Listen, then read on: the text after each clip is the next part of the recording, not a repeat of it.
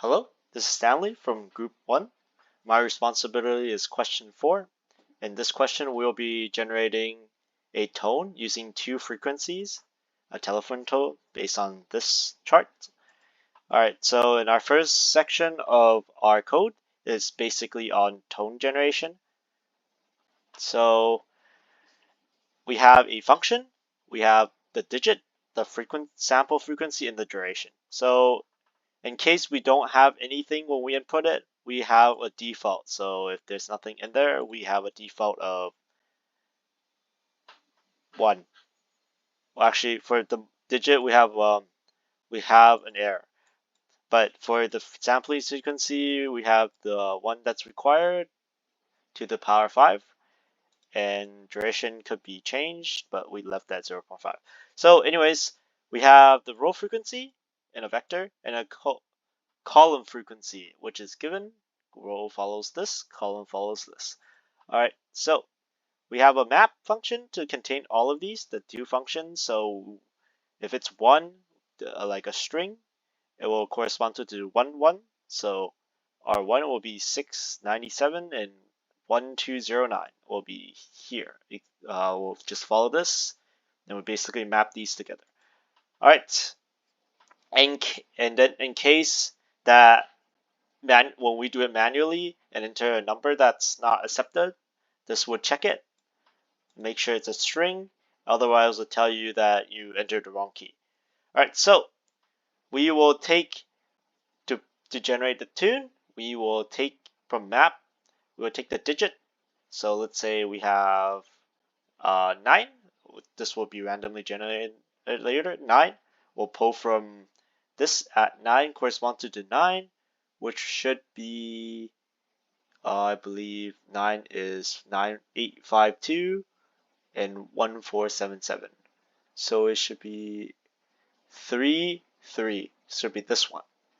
We'll pull from here, which will correspond to this one and this one. And then we'll take the frequency 1, which is this one, and frequency 2 will be this one. And then it'll generate a tune and sine wave based on the frequency, as you can see here. Alright, and then this part is to randomly generate a digit. So we have a sampling frequency, we have a random from 0 to 9, and then we convert that to a digit, from a number to a char, so we can actually pull from the map. And then we have our function here, entering what we got from this random. Alright, and then 0.5. Alright, so and that's could be changed later. It's just for now. It's just a time duration. And then we play what we got. So and then we play the tone. Oh, sorry. Here we print what we got, and here we play the tone.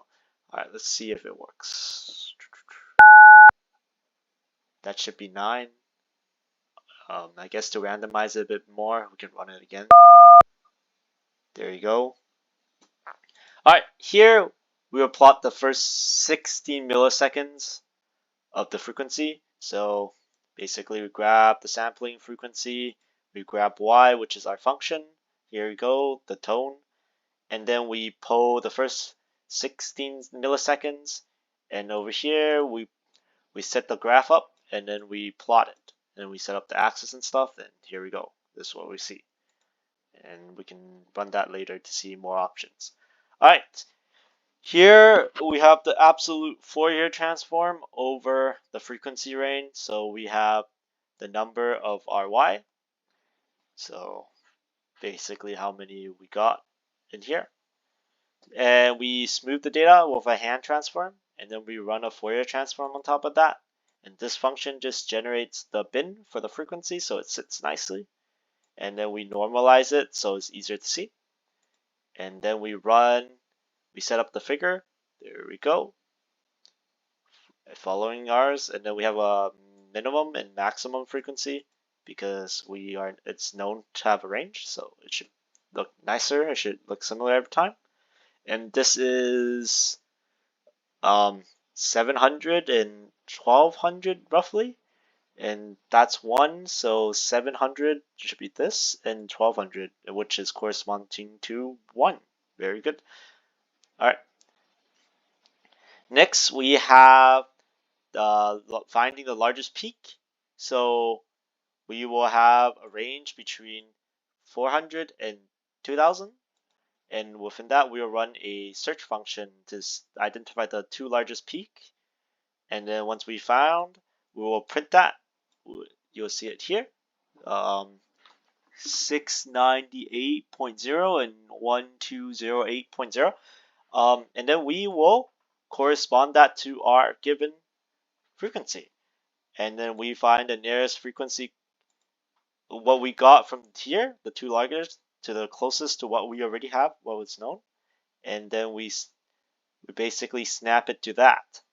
So let's say 700 closest to 697, it will become 697. So, and then we will print that. So over here we see 697 is slightly off, off by 1. So, but this closest one, we snap to that, and we will see that it should generate 1. 1. Yep, very good. We can run this again. Now we have 9. Our digit size is pretty small, so there's only 1 to 9. So it's pretty common to get 9 again. So there you go. There you go. Thank you.